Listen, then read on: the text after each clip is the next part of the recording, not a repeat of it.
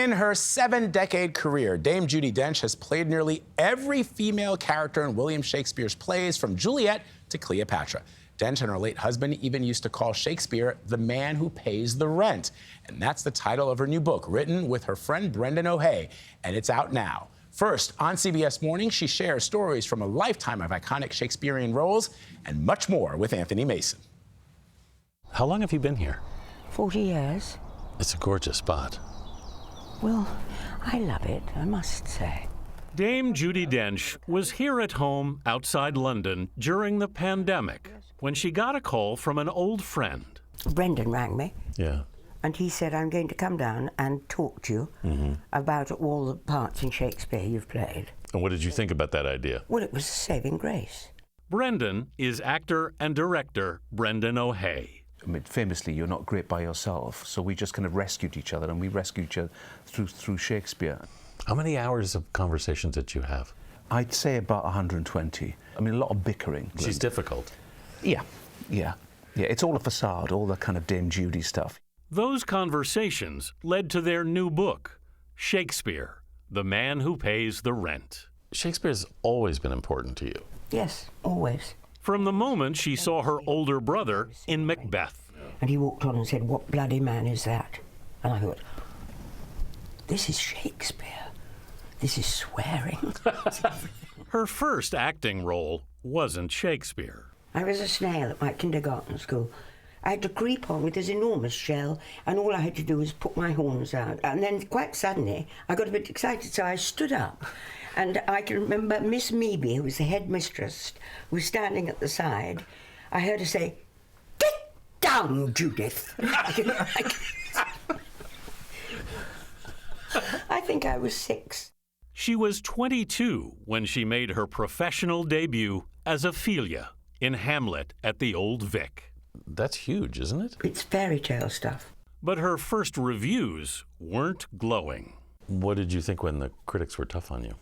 Well, I expect I cried a lot. She was given another part in Henry V. Except that Lawrence Harvey, who was playing Henry V, thought I ought to be a taller actress, so he only ever looked here. He looked right over you. I kept trying to attract his attention. It never worked. Whilst I at home starve for a merry look. Some of her now legendary Shakespearean performances have been preserved on film, but Dench doesn't like to look at them. It's because you can't change it, Anthony. Yeah. And it irritates you so much. I put my hand into the bed and felt them. And they were as cold as any stone. But you did Henry V, didn't you, with Kenneth Branagh and Michael obviously playing. Michael Williams played Michael Williams. That's her late husband, who also starred in it. Now, if these men do not die well, it'll be a black matter for the king that led them to it. Did you watch that one? Oh, yeah, you bet. Oh, that's good. What's that? It's a little Roman soldier. Oh, is it? Yeah. Oh, he's there then. Her eyesight is poor now, but her memory is still sharp. With her daughter Finty's help, we went through some of her mementos. Oh, John Stride, that's his tree, right out there. He has a tree out there too? He does. God, he was beautiful. Dame Judi plants trees in her garden for friends she's lost or for people she admires, like Shakespeare. What does it do for you to name the trees for your Well, friends? it just reminds me of people. It's just nice to look at trees and thinking, you know, Johnny Stride's doing very well. Acting awards clutter her bookcase, including her Oscar for Shakespeare in Love. But I know something of a woman in a man's profession. Yes, by God, I do know about that. Dame Judi's movie career didn't take off until her 50s, in films like A Room with a View with Maggie Smith. And I divine it, Charlotte. You had an adventure there. It took you a while to really embrace film. Yeah, well, I was told that I would never do it. I went for an audition once for a film, and the director, he said, I'm sorry, but he said, No, you haven't got the face for film, he said. What did you think when he said that? I didn't expect anything more. But then came Bond.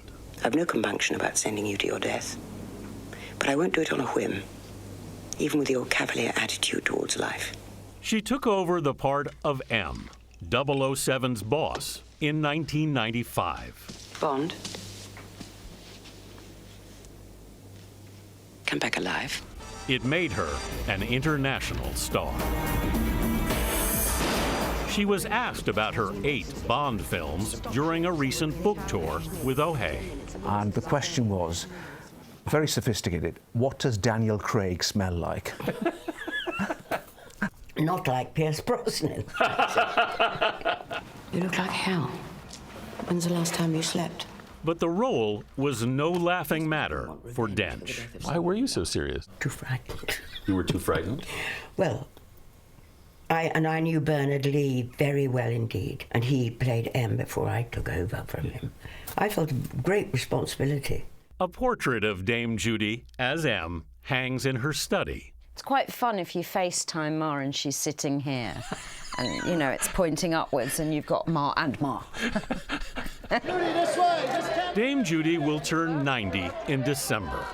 For her 81st birthday, she got her first tattoo, the Latin phrase, carpe diem. It is savour the day. Ah. She sat there like that. Well, there was also that woman lying there yeah. having her whole leg done, wasn't there? Yes, there was. The whole leg? Yeah. You didn't consider that? Certainly not, no. It was her daughter's idea, by the way, to get the tattoo. She's like, "What do you get? What do you get for someone who has everything?" Right. And she said, "How about a tattoo?" And I love the image of her with her arm out. So much wisdom. So, but yeah, and for somebody who's played so many roles, Yeah. I mean, what's next? Is she considering doing? Well, the part of the problem now is she has macular degeneration, so it's very hard for her to see, as we alluded to in there. So it's hard for her to read scripts. She has to have friends read them to her to memorize. But she has like a photographic memory. So, you know, I think there will be parts, but they're going to be fewer. I'd like to see her come back. There's a new James Bond coming, and maybe she can come back as that. I would love it. Yeah. You know, I think everybody would love it. She has this humility about her. She's a lovely woman. I mean, she's a lovely woman. She has just a wonderful sense of humor. Yeah. I remember that. I think it was on Instagram during the pandemic, her and her grandson. Yeah, they did some dancing in the backyard. And it introduced people who were much younger, obviously, Yeah. to who she is. Yeah. Anthony, thank you.